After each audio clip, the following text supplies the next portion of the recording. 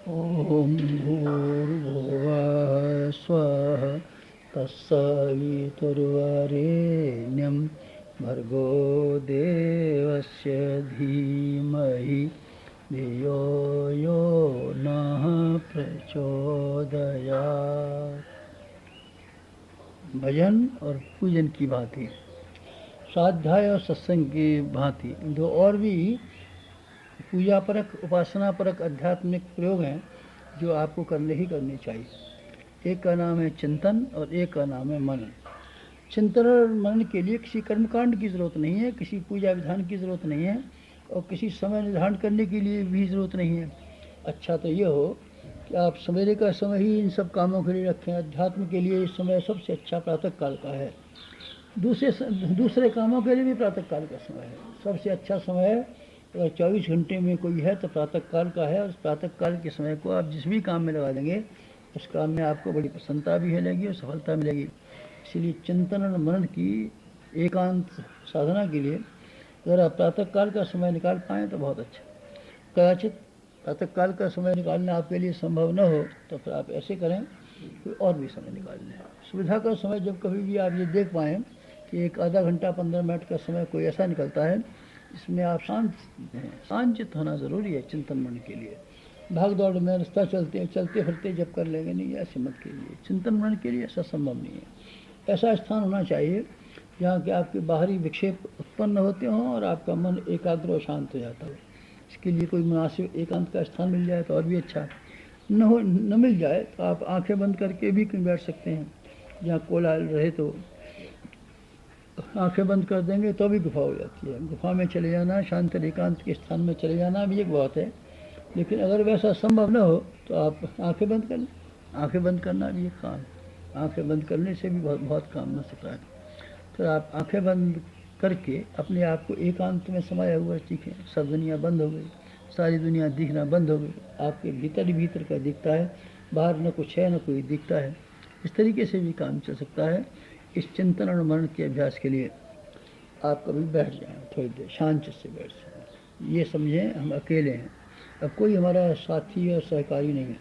साथी अपनी जगह पर, सहकारी अपने स्थान पर, कुटुंबी अपने स्थान पर, पैसा अपने स्थान पर, व्यापार अपने स्थान पर, खेती बाड़ी अपने स्थान पर। इन सबको अपने अपने स्थानों पर रहने दीजिए। आप तो सिर्फ ये अनुभव कीजिए कि हम एकाकी और एकांत में बैठे हुए हैं। फिर क्या करें? फिर आप दो तरह के विचार करना शुरू कीजिए। ये विचार करने की शैली है, ये ध्यान की शैली नहीं है, ये विचारणा है। चिंतन और मन में विचार करने की गुंजाइश है, मन को भागने की पूरी छूट है। ध्यान में तो एक केंद्र पर करना पड़ता है, पर इसमें केंद्र पर नहीं करना पड़ता है। इसके लिए विचार करने के लिए काफ़ी लंबी चौड़ी गुंजाइश है। चिंतन उसे कहते हैं जिसमें कि भूतकाल के लिए विचार किया जाता है। भूतकाल हमारा किस तरीके से व्यतीत हुआ इसके बारे में समीक्षा करिए। अपनी समीक्षा नहीं कर पाते, आप दूसरों की समीक्षा करना जानते हैं। पड़ोसी की समीक्षा कर सकते हैं, बीवी के दोष निकाल सकते हैं, बच्चों की नुक्ताचीनी कर सकते हैं, सारी दुनिया की गलती बता सकते हैं, भगवान की गलती बता देंगे, भक्त की गलती बता देंगे। कोई भी ऐसा बचा हुआ नहीं है जिसको आप गलती न बताते हो।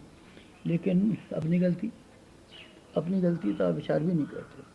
अपनी गलतियों को हम विचार करना शुरू करें और अपनी चाल की समीक्षा लेना शुरू करें और अपने आप का हम पर्यवेक्षण शुरू करें तो ढेरों की ढेरों चीज़ें ऐसी हमको मालूम पड़ेंगी जो हमको नहीं करनी चाहिए थी।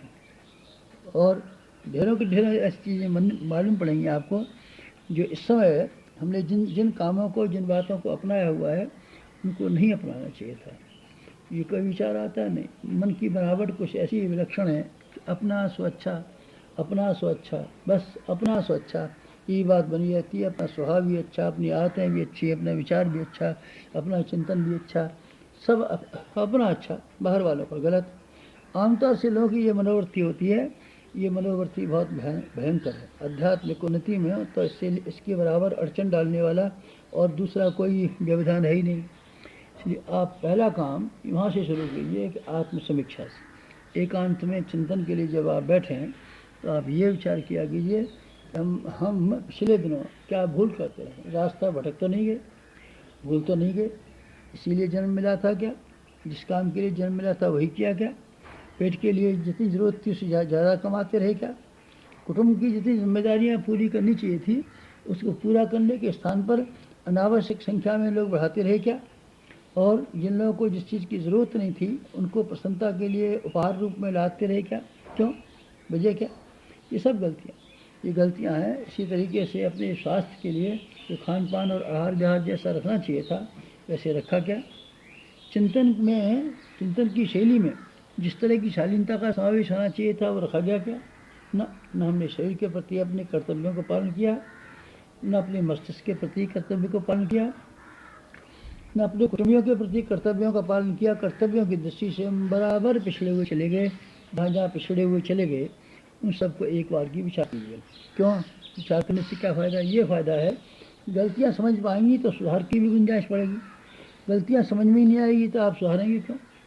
बीमारी का निदान हो जाए, आपको चेकिंग करा करके पता चला लें कि आपके भीतर टीबी की शिकायतें हैं, तभी तो आप बुखार की इलाज करेंगे। नहीं तो आपको मालूम ही नहीं, अरे साहब ऐसे हम तो ऐसे शरीर ढीला हो जाता है, कोई बीमारी नहीं है, फिर पता कैसे लगे? इसीलिए समीक्षा जो है, नाड़ी परीक्षा अपने आप ही कीजिए भूतकाल के संबंध में, पापों की नहीं। पाप क्राइम को ही नहीं कहते, पाप उन्हें भी कहते हैं जो कि जीवन को ठीक तरीके से न जीने का जो व्यतिक्रम है, ये भी पाप में आता है। क्राइम तो है ही, अपराध तो है ही, चोरी डकैती हत्या वगैरह ये तो बुरे कर्म ही हैं। लेकिन ये भी कम बुरा कर्म नहीं है कि आप आलस्य और प्रमाद में ही समय काट डालें। ये क्या कम बुरा समय? आप अपने स्वभाव को गुस्सेबाज बना के रखें, क्रोध से भरे पड़ा करें, ईर्ष्या किया करें, चिंतन और मन को अस्त व्यस्त बना के रखें, ये भी कोई ढंग है? ये क्या है? ये भी गलतियाँ हैं। व्यक्तिगत जीवन में आपको गुण कर्म स्वभाव संबंधी गलतियाँ क्या हुई और क्राइम अपराध जुर्म करने के संबंध में क्या भूलें हुई, इन दोनों के बारे में एक बार विचार किया कीजिए। ये विचार करना बहुत ज़रूरी है। इससे ये मालूम होता है कि हमारी गलतियाँ कहाँ हैं और हम कितना चूकते रहे और चूक रहे हैं। इन चूकों को फिर सुधारने वाला अगला कदम आता है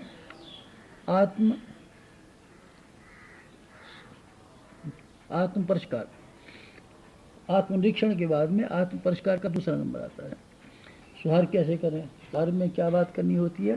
सुधार में रोकथाम करनी पड़ती है। मसलन आप चाय पीते हैं तो आप बंद कीजिए, सब अब हम नहीं पिएंगे। अब बीड़ी पीते हैं, सिगरेट पीते हैं, अपना कलिया जलाते हैं, तो विचार कीजिए अब हम कलिया नहीं जलाएंगे। ये आत्म परिशोधन इसी का नाम है कि ये गलतियाँ हुई हैं इनके विरुद्ध आप बगावत खड़ी कर दें, रोकथाम के लिए आमादा हो जाएं। संकल्प बल से ये इस्तेमाल करें कि जो भूल होती रही है अब हमसे न हो इसकी स्कीम बनाइए। गलतियाँ न होने देने का तरीका क्या है, क्या हम करेंगे? अपने आप में जब कच्चाइयाँ आएंगी और जब आपको कच्चाइयाँ ये मजबूर करेंगी कि जो करते रहें वही ढर्रा चलते रहना देना चाहिए, कार्य है अपने साथ में पक्षपात और रियायत करने का जब आपका मन उठे तब आप उसके मन के विरोधी हो जाइए। मन को निगृहित कीजिए, मन को तोड़िए, मन से लड़ाई कीजिए। मन भला आदमी है, कोई कहने से मानता है क्या? ना, किसी का मन कहने से माना नहीं है। मन नहीं लगता तो मन तो लगाइए ना, फिर मन नहीं लगता तो मन ऐसा भला आदमी है अच्छे कामों में लग जाएगा? नहीं लगेगा ये मन की कितने कुसंस्कार उसके ऊपर जमा हुए हैं। आप ये उम्मीद करते हैं कि आपका मन अच्छे काम में लगेगा, ध्यान में लगेगा, भजन में लगेगा? नहीं, इसको लगाना पड़ता है। बैल को जिस तरीके से हल में चलाना सिखाना पड़ता है, घोड़े को जिस तरीके से ज़बरदस्ती तांगे में चलाना पड़ता है, जैसे सर्कस के जानवरों को मार के और अपना अभ्यास कराना पड़ता है, ठीक उसी तरीके से आपको अपने मन के बारे में भी यही करना पड़ेगा। मन को मारना पड़ेगा, मन को तोड़ना पड़ेगा, मन की प्रदीनता करनी पड़ेगी, मन की बगावत करनी पड़ेगी। और मन फिर घूम करके उसी में आ जाए तो उसको सज़ा देने की तैयारी भी करनी पड़ेगी। फिर आप सज़ा भी देते रहिए। मन न माने तब, न माने तो आप खाने का सोने में किफ़ायत कर डालिएगा। क्या किया? मन नहीं माना और जहाँ आप नहीं सोचना चाहते थे, जो नहीं करना चाहते किया, तो आप एक समय का खाना बंद कर सकते हैं। पूरा खाना न बंद करना हो तो उसमें कटौती कर सकते हैं। 4 रोटी खाते हैं और आपका मन ने गड़बड़ा फैला दिया तो आप 2 रोटी खाइए, आधा बंद कर दिए। कहने का अर्थ है कि खाने और सोने के साथ में सोने का सजा दीजिए। रोज़ आप 9 बजे सोते हैं, आज हम 11 बजे सोएंगे। 2 घंटे में इसलिए जगेंगे और टहलेंगे। इस तरीके से मिलिट्री के सिपाही गलती करते हैं तो उनको दलील बोल दी जाती है, मिट्टी ढोते हैं। आप जगने की दलील बोल दी, 2 घंटे हम जगेंगे। 9 बजे सोते हैं, आज 9 बजे नहीं सोएंगे, 11 बजे सोएंगे। बाहर टहलते रहेंगे, चुपचाप बैठे रहेंगे, रामायण पढ़ते रहेंगे, बहरहाल हम नींद से लड़ेंगे। क्यों? ये दंड है। अपने आप को दंड देने की पद्धति भी आवश्यक है, इसके बिना सुधार होना संभव नहीं है। दंड की प्रक्रिया भी जरूरी है, समझाने से ही काम मान जाता है। खासतौर से दुराग्रही लोग, दुराग्रही जानवर, खासतौर से मन जैसा दुराग्रही, आप ये उम्मीद मत कीजिए कि आपको कह देने से या पढ़ देने से या सुन लेने से या समझाने से बात बन जाएगी, ऐसे नहीं बनेगी। इसके लिए आपको लड़ना पड़ेगा, बगावत तो करनी चाहिए। गीता में महाभारत का जो जिक्र किया गया है, वास्तव में वो कौरव पांडवों की लड़ाई को गीता से जोड़ने की जरूरत नहीं थी। असल में ये भीतरी और बाहर जो होने वाले हैं द्वंद्व, उनका जिक्र है गीता के माध्यम से। कौरव 100 हैं, पांडव 5 हैं।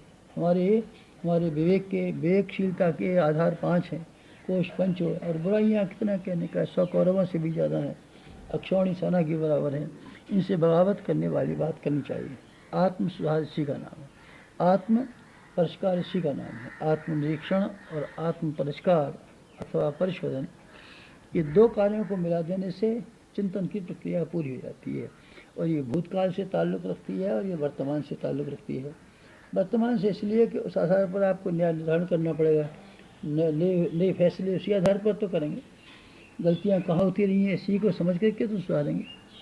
और जो कुछ आपने गुनाह किए हैं उनका परिष्कार के लिए आपको क्या करना है और खाई को कैसे पाटना है, ये तभी तो करेंगे जब पिछली बातें याद आएँ। पिछली बातें याद करने का नाम है चिंतन। चिंतन आप जरूर किया कीजिए। दो बात तो हो गई ना, एक हो गया आत्मनिरीक्षण और एक हो गया आत्म परिष्कार परिशोधन। ये हो गया चिंतन। चिंतन की ये दो ही धारा है, चिंतन की दो धारा हैं। गलतियों को याद करना और गलतियों को सुधारने के लिए हिम्मत इकट्ठी कर लेना और कार्य पद्धति बना लेना। आधा काम समाप्त। किसका? एकांत का। एकांत सेवन में चिंतन पूरा हुआ। अब दूसरा वाला कदम उठाइए। दूसरा वाला कदम जो आपको हर दिन एकांत में बैठ करके उठाना पड़ेगा, उसका नाम है मनन। मनन क्या? मनन के भी दो हिस्से हैं। चिंतन के जैसे दो हिस्से थे, ऐसे मनन के दो हिस्से हैं। एक हिस्से का नाम है आत्म निर्माण, एक का नाम है आत्मविकास। आत्मनिर्माण और आत्मविकास, ये दो हिस्से हैं। निर्माण में क्या? निर्माण उसे कहते हैं कि जो चीज़ें आपके पास नहीं हैं, क्या जो स्वभाव और गुण और कर्म में जो बात शामिल नहीं है, उसको शामिल कीजिए। मसलन आप पढ़े नहीं हैं, विद्या नहीं है आप, तो अब आप कोशिश कीजिए काय को कि आपको विद्या पढ़नी है। हम ईमानदारी से रहते हैं, बीड़ी नहीं पीते, वो तो ठीक है आपकी बात, पर ये पूछता हूँ विद्या की जो कमी है उसको आप क्यों पूरा नहीं करते? विद्या की कमी को आप पूरा नहीं करेंगे तो उन्नति कैसे हो जाएगी? आपका ज्ञान का दायरा कैसे बढ़ेगा? आपकी बुद्धि का विकास कैसे होगा? इसीलिए यहाँ आत्म निर्माण के लिए भी ढेरों काम करना है। स्वास्थ्य आपका कमज़ोर है, इसी से तो काम नहीं चल जाएगा ना कि हम बीड़ी पीते रहें, बंद कर देंगे। बंद तो करनी चाहिए थी, पर एक और बात भी करनी पड़ेगी। आपको स्वास्थ्य संवर्धन करने के लिए आपके अपने आहार में क्रांतिकारी परिवर्तन करना पड़ेगा, ब्रह्मचर्य धारण करना पड़ेगा और व्यायाम का कोई नए तरीका अख्तियार करना पड़ेगा। ये जो नए तरीके अख्तियार करना है, इसके लिए प्रगति के लिए ये सब आत्म निर्माण में आते हैं। कमी को पूरा करना है, कमी को सुधारना ही तक सीमित नहीं है, कमी को पूरा भी तो कीजिए। सुधार लेंगे इससे क्या बना? पूरा नहीं करेंगे, विद्या को आप नहीं पढ़ेंगे, स्वास्थ्य को सुधारेंगे नहीं, जनसंपर्क बढ़ाएंगे नहीं, सेवा के लिए कदम बढ़ाएंगे नहीं। जो काम करने हैं, नहीं साहब ने गलती सुधार ली, गलती सुधारने से क्या मतलब? गलती को सुधारिए और अपनी योग्यताओं को और अपनी क्षमताओं को और अपनी भावनाओं को विकसित कीजिए। ये क्या है? ये वह है जिसको हम आत्म निर्माण कहते हैं। आत्मनिर्माण में बराबर ये देखना पड़ेगा कि हम हमारे जीवन में क्या क्या कमी है और उस कमी को पूरा करें। अपने स्वभाव को और आत्मा को हम ठीक बनाना कैसे? निर्माण मतलब बनाना होता है।